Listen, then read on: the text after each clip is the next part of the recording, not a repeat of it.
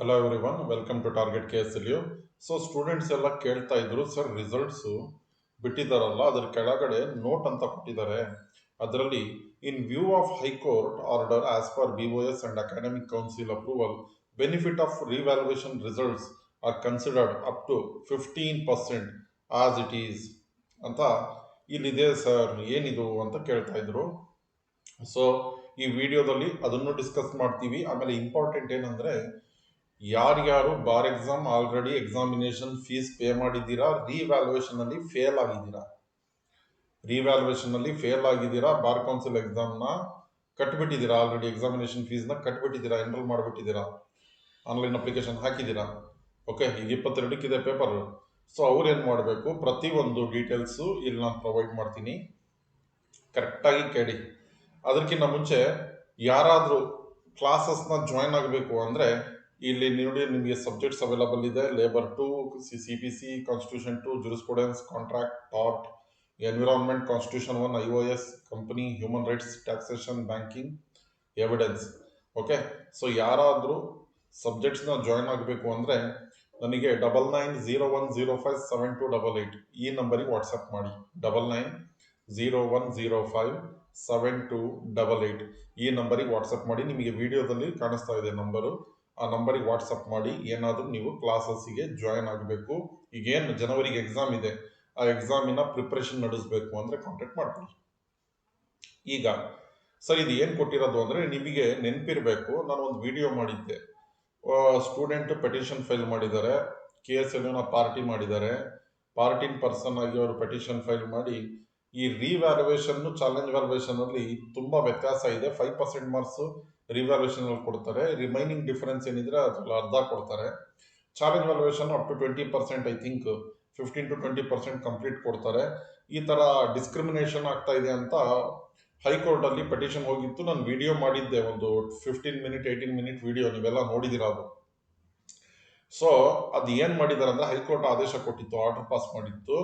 ಆ ಆದೇಶದ ಮೇರೆಗೆ, ಆ ಆರ್ಡರ್ನ ಬೇಸ್ ಮಾಡಿಕೊಂಡು ಇವ್ರು ಏನ್ ಮಾಡಿದ್ದಾರೆ, ರಿವ್ಯಾಲ್ಯೂಯೇಷನ್ ಅಲ್ಲೂ ನಿಮಗೆ 5% ಇಲ್ಲ, ಅಪ್ ಟು 15% ಕೊಟ್ಟಿದ್ದಾರೆ.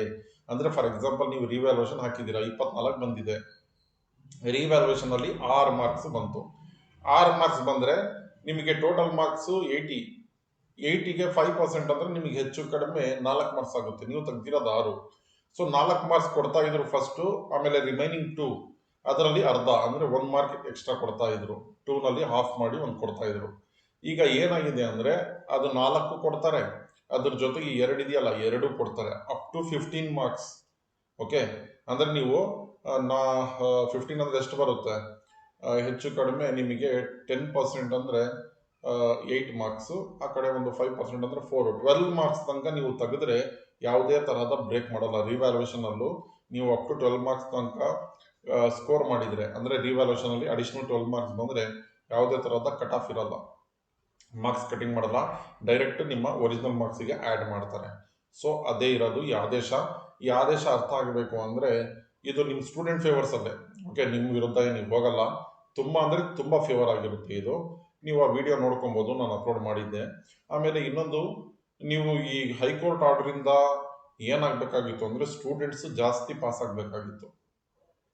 ಅದಕ್ಕೆ ಯಾರ್ಯಾರ್ದು ಸಬ್ಜೆಕ್ಟ್ ಫೇಲ್ ಆಗಿದೆ, ಸ್ಪೆಷಲಿ ಎನ್ವಿರಾನ್ಮೆಂಟಲ್ ಲಾ, ಬಹಳ ಸ್ಟೂಡೆಂಟ್ಸ್ ಎನ್ವಿರಾನ್ಮೆಂಟಲ್ ಲಾ ತುಂಬಾ ಈಸಿಯೆಸ್ಟ್ ಸಬ್ಜೆಕ್ಟ್ ಪಾಸ್ ಆಗಿಲ್ಲ ಅಂತ ಹೇಳ್ತಾ ಇದ್ದಾರೆ ರಿವ್ಯಾಲ್ಯೂಯೇಷನ್ ಅಲ್ಲಿ. ಸೊ ಯಾರ್ದು ಪಾಸ್ ಆಗಿಲ್ಲ ಕಾಮೆಂಟ್ ಮಾಡಿ, ಸ್ಪೆಷಲಿ ಎನ್ವಿರಾನ್ಮೆಂಟಲ್ ಲಾ. ಓಕೆ, ಬೇರೆ ಸಬ್ಜೆಕ್ಟ್ ಮಾಡಿ ಕಾಮೆಂಟ್, ಬಟ್ ಸ್ಪೆಷಲಿ ಎನ್ವಿರಾನ್ಮೆಂಟಲ್ ಲಾ, ಯಾಕಂದ್ರೆ ಬಹಳ ಜನ ಅದು ಕ್ಲಿಯರ್ ಆಗಿಲ್ಲ ಅಂತ ಹೇಳ್ತಾ ಇದ್ದಾರೆ, ಹಾಗಾಗಿ ಕಾಮೆಂಟ್ ಮಾಡಿ. ಆಮೇಲೆ ಯಾರು ಎಕ್ಸಾಮಿನೇಷನ್ ಫೀಸ್ನ ಕಟ್ಟಿದ್ದೀರಾ, ಬಾರ್ ಎಕ್ಸಾಮು, ಈಗ ಅವರು ಬರಿಬೇಕು ಬರಿಬಾರ್ದು, ಯಾಕಂದ್ರೆ ಫೇಲ್ ಆಗಿಬಿಟ್ಟಿದೆ ರಿವ್ಯಾಲ್ಯೂಯೇಷನ್, ಏನ್ ಮಾಡಬೇಕು ಅಂತ ತುಂಬಾ ಡೌಟ್ ಅಲ್ಲಿದ್ದೀರಾ. ನಾನು ಇದಕ್ಕೆ ಬಾರ್ ಕೌನ್ಸಿಲ್ ಆಫ್ ಇಂಡಿಯಾ BCIನ ಕಾಂಟ್ಯಾಕ್ಟ್ ಮಾಡ್ತಾ ಇದ್ದೀನಿ. ಮೇ ಬಿ ಇವತ್ತು ಟ್ರೈ ಮಾಡ್ತೀನಿ. ಇವತ್ತು ನನಗೆ ರೆಸೊಲ್ಯೂಷನ್ ಸಿಕ್ಕಿದ್ರೆ ನಾನು ನಾಳೆ ವಿಡಿಯೋ ಮಾಡ್ತೀನಿ. ಇವತ್ತು ರೆಸೊಲ್ಯೂಷನ್ ಸಿಗ್ಲಿಲ್ಲ ಅಂದ್ರೆ ಸೋಮವಾರ ಕಾಂಟ್ಯಾಕ್ಟ್ ಮಾಡ್ತೀನಿ.